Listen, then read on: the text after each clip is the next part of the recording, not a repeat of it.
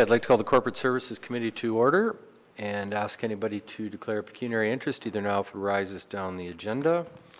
First up, we have the presentation from Citywide Asset Management Plan Phase 2. Welcome, we're about 2 hours late. Thank you for your patience. Betty Ann, I will turn it over to you to introduce our guest. Thank you, Warden Mitch.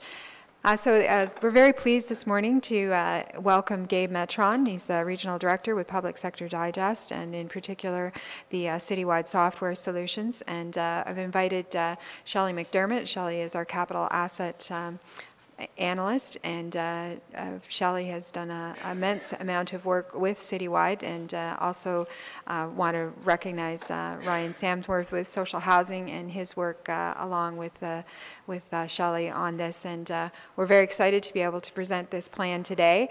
And I guess what Gabe will also be reassuring to you is, and I'm sure you've either seen our Phase 1 plan or you've seen the plans at your local municipalities, and it's important to recognize that when we do get to the report cards, and much like when we were in elementary school, seeing those D's and F's and C's are a little unsettling, and now that I have to bring it home to my parents and to show them it. But I think what it's important to recognize is that it's recognizing what we've always known is that the financial resources that we have to be able to apply, that we do have a very large infrastructure, but equally as important is that there is no risk. It's just in recognizing that, so our roads and bridges aren't falling down, and our equipment's not failing, and we are in a very good state. So we want to assure the people of Bruce County that foremost, but how can we move forward? And we heard that message again today. It's always good to look back, but what we really want to do is what we need to do to move forward. And with that, I'll turn it over to Gabe. Thank you, Betty Ann. Morning, everyone. Morning. I'll go on the record and offer my congratulations for your 28 years here at the county. And I think we should all be so lucky that to be in one position or with one organization for that long. And just to offer some perspective, I was 10 when you started here, so I just thought I'd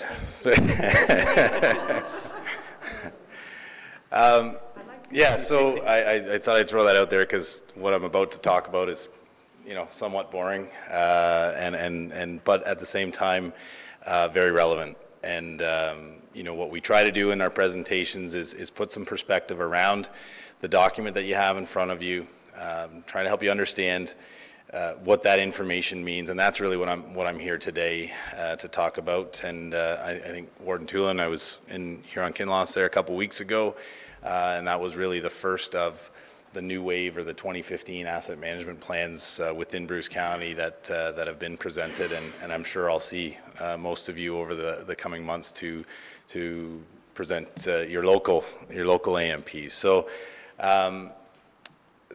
just to give you a quick introduction, and probably more a refresh than anything.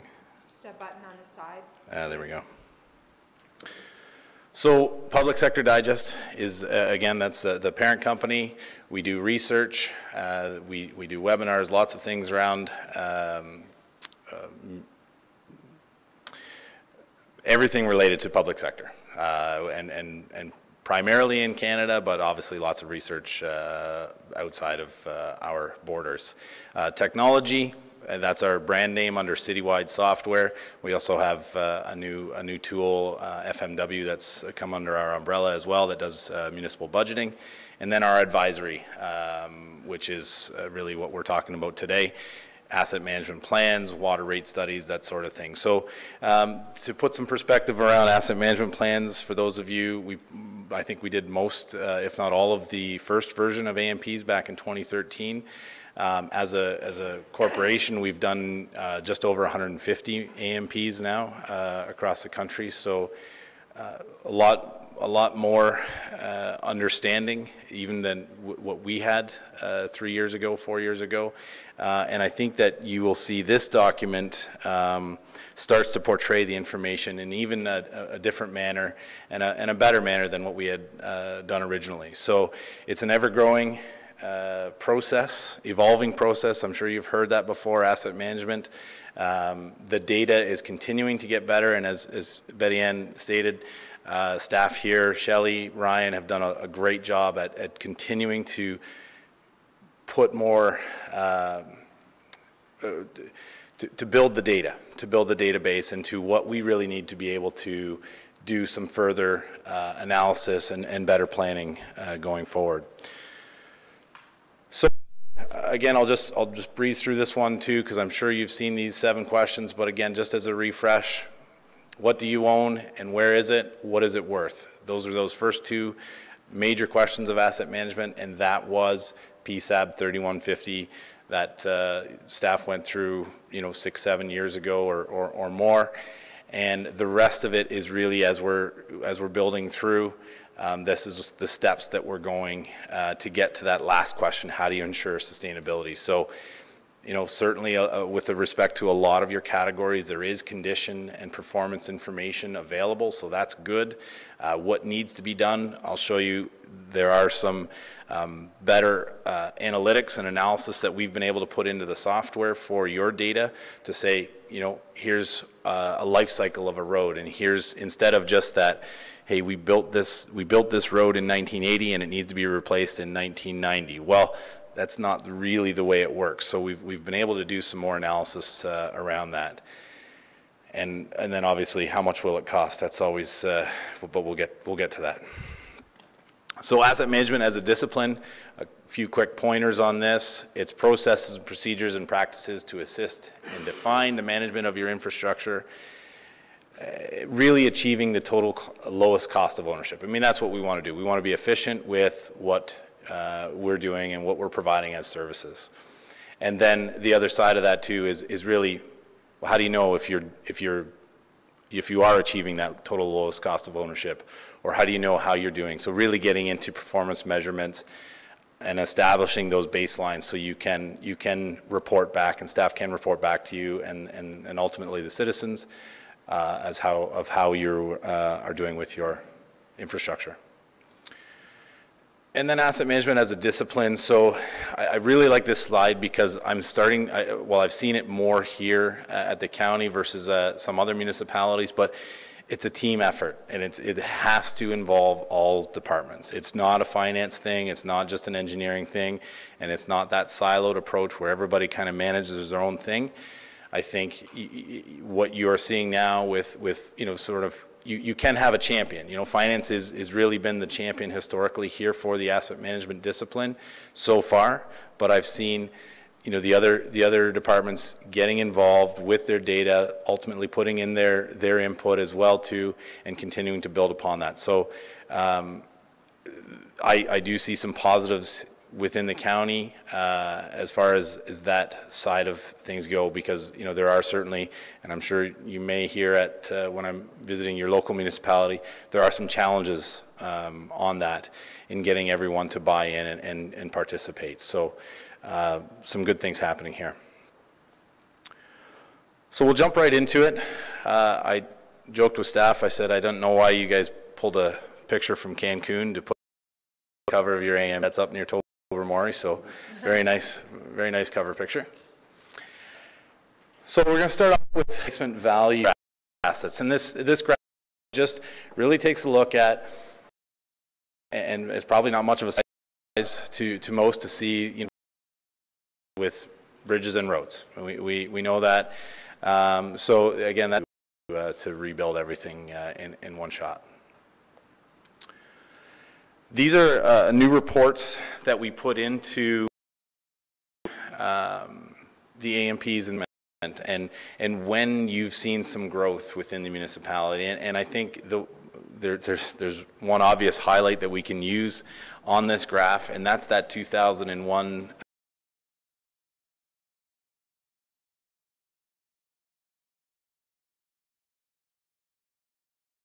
identify by category go through this. Today I'm going to focus on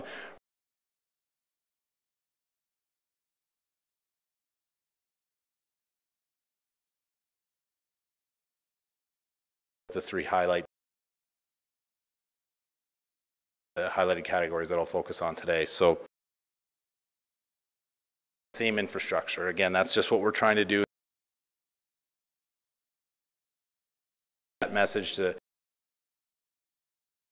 yourselves and to the public.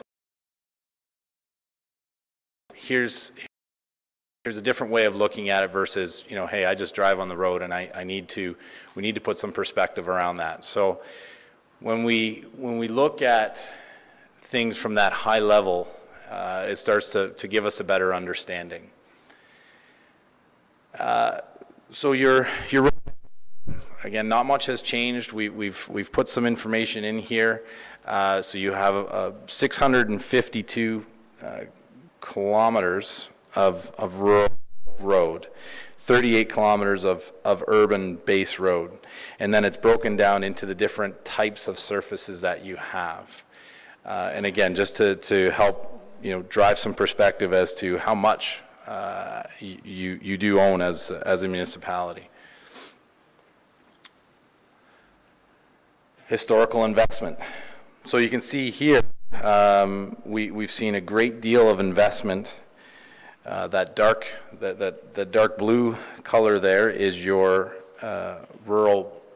Sorry, I'm looking at the wrong graph on my end here. Give me 1 second.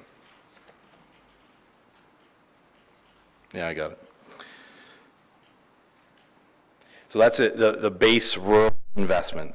So those blue spikes that you see, the bright blue spikes on the screen, they're a little darker on my page here, but those are when you've built a good number of roads. And you can see between 1996 and 2000, there was approximately 45 million worth of roads that were built in those years, built and or downloaded to the province, perhaps. I mean, there could be some of that involved in there too. So again, just some perspective on that. The light blue, so in that third column from the right, 2001 to 2005, there was a little over 45 million in surfaces, road surfaces that were paved. And to me, that actually corresponds with the following, or the previous year, investment. So likely those roads were built, and that was sort of the reconstruction, and then the following, you know, amount of years were when they actually put those top coats of surfaces on, and that could be what happened there. So again, some historical perspective on where the investment has been and when it's occurred. The road network condition. So we've been working with staff to continue to build the information, update the information, condition information, PCI, as you may have heard it called, Pavement Condition Index. That information is being loaded into the citywide tool so that we can generate some of this report. So things are not too bad. You know, you've got 46% in good to very good condition. So that's a good chunk. Fair, 34% of your roads are in fair condition. So I think overall, things are in good shape. But we do show that nearly 20% between the very poor and poor. So that orange, not the top left-hand quadrant there, and the very poor in the red, 20% that makes up 20% of your road network. So there is some investment that is going to be coming in the next little while, and I think we've identified that as a need in one of the upcoming graphs here in the future forecast. So overall, I think doing very well, but certainly some immediate needs coming. So this is that forecasted replacement profile. So again, the legend on the right gives you the type of surface or asset component of the road network that makes up, and then the corresponding color code in that graph. So in 2015 to 2019, we are seeing about 35 million worth of roads that are due for replacement or their next iteration of life cycle events. And I'll get into that in just a second. So we are not just looking at replacement, full replacement. That could include a mill and pave or a surface lift or any type of those events. And those have been identified in the life cycle strategy of those roads. But overall, a large spike in the next 5 years, or 4 years really, of rural surfaces that are coming due for replacement or work, major work. And that's that spike right there. So when I say that, historically what we did last time was just build and replace. So the info was, as I said earlier, the asset went into service in 1980 and it had a 20-year lifespan, then it was due to be replaced in 2000. And that was the best data that we had 4 years ago. Now we're saying, okay, it's a little bit more concrete. I know it's tougher to see some of those spikes there, but those dots on that graph represent the events that need to happen that have been identified by engineering. So that first one, just give me a second.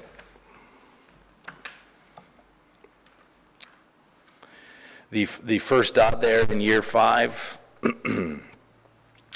Might be a micro resurfacing. The next year would be a surface lift. And then each component drops it down into, say, a hot mix replacement. So you can see that in year 40, okay, if the optimal path is taken, and we've done those 3 events prior to year 40, that will get us then to the event that needs to happen in year 40, which is a major resurface. That gets us another 15 years. That gets us to 55 years. And then another surface treatment at 65. And ultimately, you're getting about 75 years optimally on a road surface, an HCB road surface. So that's overall what we're looking at to give you some perspective on that. So, and this is that question that I know continues to come up at a lot of municipalities. Well, you know, for financial accounting reporting purposes, we're saying, well, that road's 20 years. Well, yes, and we'll do that, right? We're going to amortize that cost. But really, ultimately, when you really look at it, if you built a road today and followed this path and what engineering and staff have defined here, is that road actually can get 75 years before you're ultimately doing a full replacement. So that graph comes from section 5.3.1 in the asset management strategy, just so you know where that is coming from. And this actually gives you the breakdown. So we've got the 2 microsurfacing events, the mill and hot mix overlay, a recycle, another mill and hot mix overlay, a micro resurfacing, and then we get that full reconstruction around year 75. So that's a chart of those events that take place.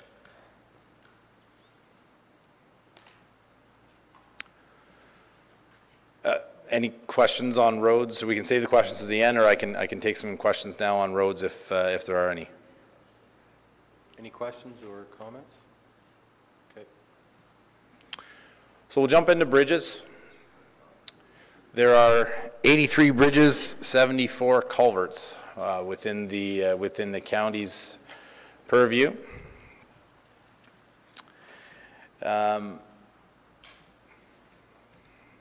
That graph right there is the valuation and makes up all the different components of your bridges or culverts. So whether it be superstructure, decks, culverts, footings, those components are listed in the AMP and broken out accordingly. So, 30% or 52 million worth of bridge footings. That's that bright blue column there.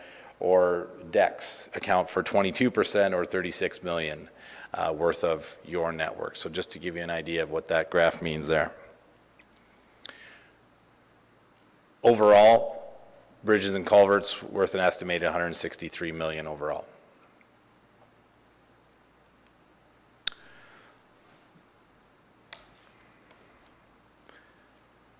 Bridges condition, things overall are looking pretty good, although there are about 16% of your assets in poor or very poor condition with respect to those bridges, and we'll talk a little bit more about that. Are looking relatively good as well, although it should be noted that about 24% of your culverts are in poor to very poor conditions. So, and those have been identified by condition assessments that have been done out in the field.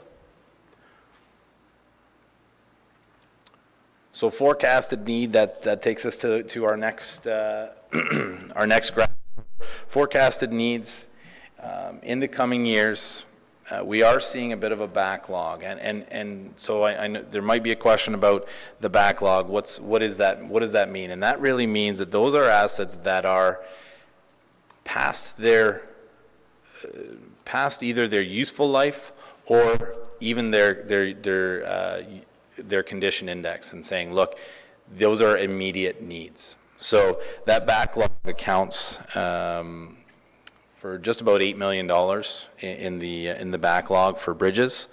But as you can see here, the short-term needs, we're looking at about $42 million invested over the next 5 years for the bridges and culverts. And then I also wanted to point out a couple of additional spikes there between 2020 and 2024, $22 million, and then another $24 million between 2030 and 2034. So those are identified. We do have the components listed. We do have condition assessments on those components, and we do have useful lives. So very good information at this point. And what that then tells us is gives us the ability to do some projections and say, here are some needs that are going to be coming over the next 10 to 15 to 20 years.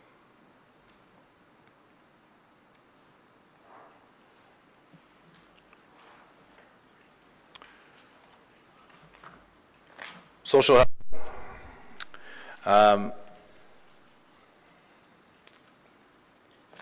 over housing, total value of about $101 million worth of assets, and that's everything from machinery and equipment to the vehicles that they have, furniture, right through to the building structures and components of the building. Now, I didn't have, I wasn't able to fit these component listings that are in the AMP on page 34, 35, and 36. But those are the components, and that's the level of detail that I will tell you that a lot of municipalities don't have with respect to their facilities and their buildings. So that is a really good thing, to have that level of detail and those level of components.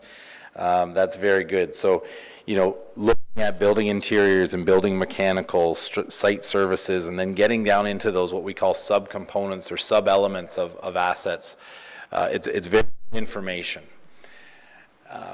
But there is an inherent challenge with that, and I'll show you that in a minute. So again, that historical of investment, you know, we see the big spike in 2001.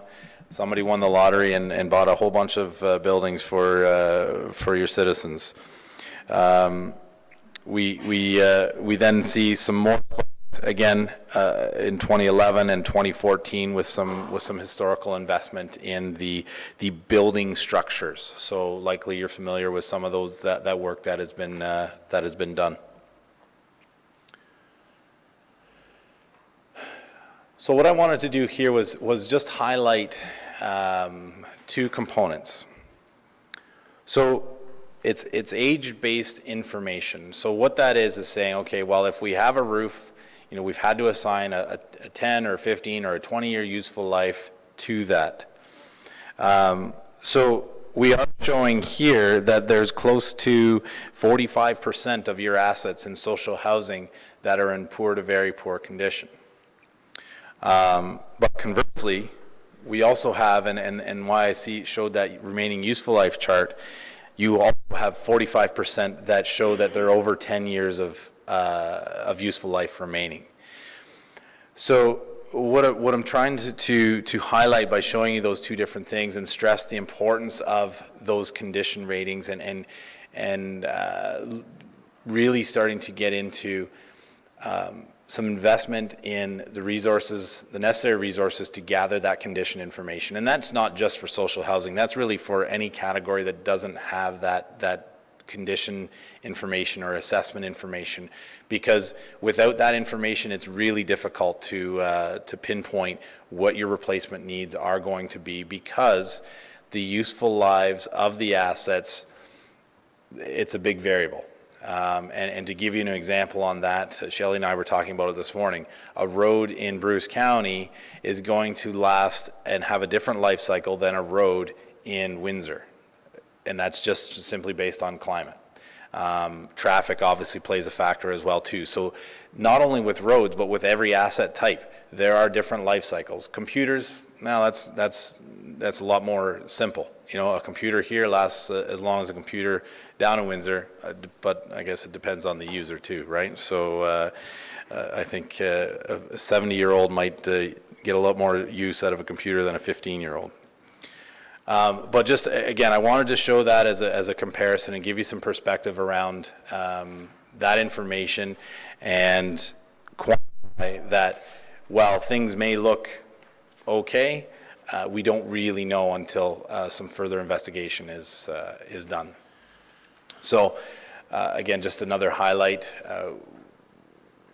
75% of the county's social assets have at least 6 years of useful life remaining. But that number may change significantly based on some additional data that might come forward. Last year, or 2 years ago, AMO commissioned us to do a study on roads and bridges of 95 of our 100 asset management plans that we had done at the time. And so I wanted to put this slide in there to just give you some perspective. And some of you may have seen it at the AMO conference last year or the year before. I think it was 2014 actually. But again, so roads and bridges, we have condition information. We have good information. We're happy with that. Social housing, we're not so sure. And so to build upon that, we took a look at all of those 95 asset management plans, compared what the assessed condition for roads and bridges and culverts look like versus what the age-based condition information looked like. So the black is actually the true performance life of the asset, or the true rating. So if you take that on a scale of 1 to 100, the field information told us that a paved road was 69 out of 100 on average. The age-based or accounting information painted a little more of a dire picture and said it was only a 40 out of 100. So, and so the information was the same. So you can extrapolate from that and say, okay, well, maybe things aren't as bad as the information is telling us. So again, just to stress that point of further investigation, further work to build better information, gather better information will just, again, help us look long-term and understand what our needs are, not only, you know, in the next 2 to 4 years, but also in the next 20 to 40 years as well too.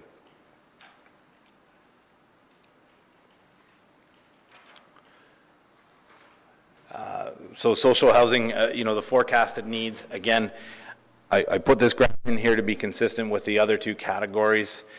We are looking at the needs that will continue to fluctuate, but we are seeing a peak of about 27 million between 2025 and 2029 of some replacement values, and those are, again, that blue column, that's the building structures, the buildings, you know, based on their age, that's when they're going to come due to be replaced. But I don't want to say take that with a grain of salt, but take that as it is, because it is based on, okay, that facility is going to last X amount of years, even though it may be in great condition or it might be, you know, struggling. So some further work around that I would like to see, and we will be able to report back to you at that point to provide some better information or better reports. So I won't spend a whole lot of time on this graph. Really what it does is just try to understand when we talk about asset management, how the funding really should work, and ultimately where you want to be. Funding at this level is really just looking at covering your cash costs, saying, okay, well, hey, we're just getting by, paying our principal and interest payments, covering our operating and maintenance costs, but really not looking forward. Then came in 2009 our accounting rules saying really you should be budgeting at a minimum for your amortization of the historical cost, which still doesn't get you where you want to be, but it's a step in the right direction. You start to look at those long-term needs, and those are your renewal requirements, and that's where we can start to build and start to have some funding available as those assets are deteriorating. And I think that everyone knows, yeah, a lot of major deterioration in some of those categories. Then we start to look at inflation requirements. So again, as we start to plan for some of that inflation category, that gives us that available, and then our annual deficit of. So when we take that, combine that with all we're looking at an annual deficit play.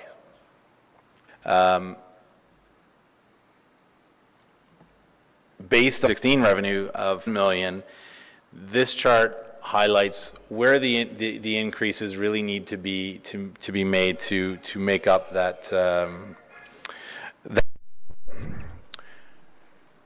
Ultimately, you can see that's okay. It happens to the best of us.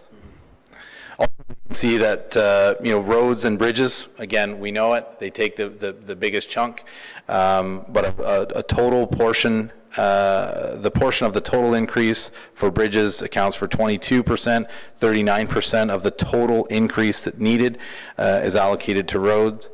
But as you go through each individual category to get to that full funding level, there's some very achievable targets. And when we look at some of the other categories, a 0.8% increase for equipment and furniture, land improvements and equipment and furniture, a 1.8 increase for vehicles and machinery, things along those lines. That's where we've really looked and tried to break that information down to say, okay, well, it's not just, $11 million and where is that investment needed primarily? And I think the numbers speak for themselves when we know the major infrastructure categories, but we do not want to forget the other categories as well.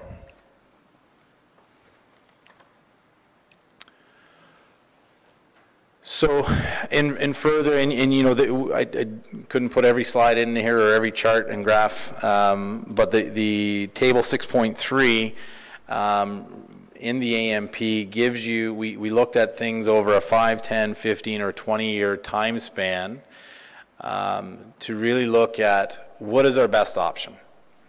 And once we go through all that, and taking a look at reallocating some of our debt costs over time and taking that and issuing that into, or reallocating that, in the infrastructure categories, roads and bridges, over time, over a 15-year period, increasing those tax revenues by about 1.37% each year will put us on track to getting to that fully sustainable or fully funded point, that top of the top pyramid, if you will. So that's what we're looking at right now.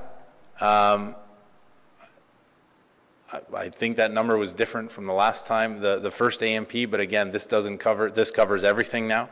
So now we've got that benchmark. I think we've got that benchmark for all the different asset classes.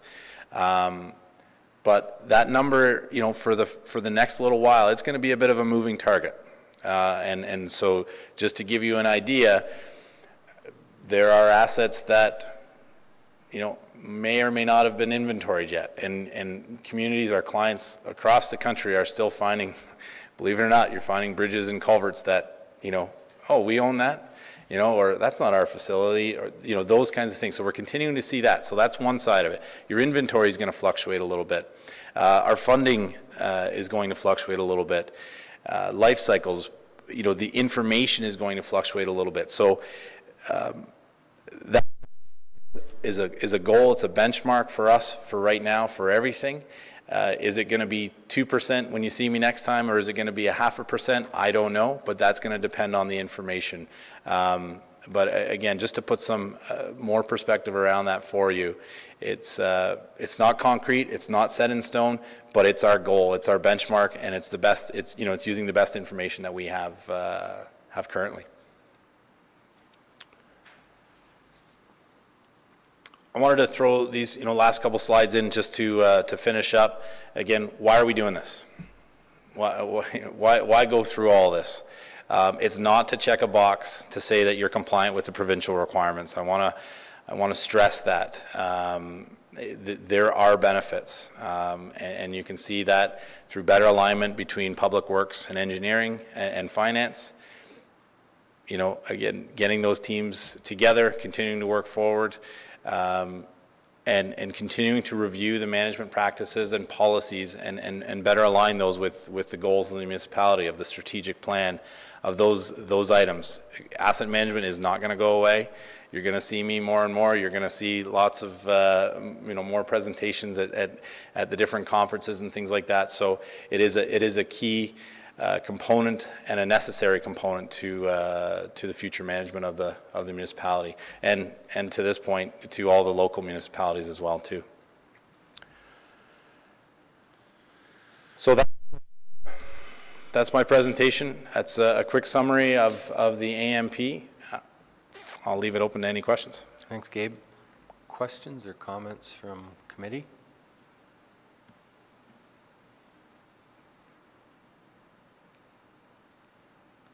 Everybody's speechless. I have that effect. Not on my wife, though. If we're all good, as I said, please don't hesitate to email me if there are some questions that come afterwards. Send me an email, give me a call. I'd be happy to answer it.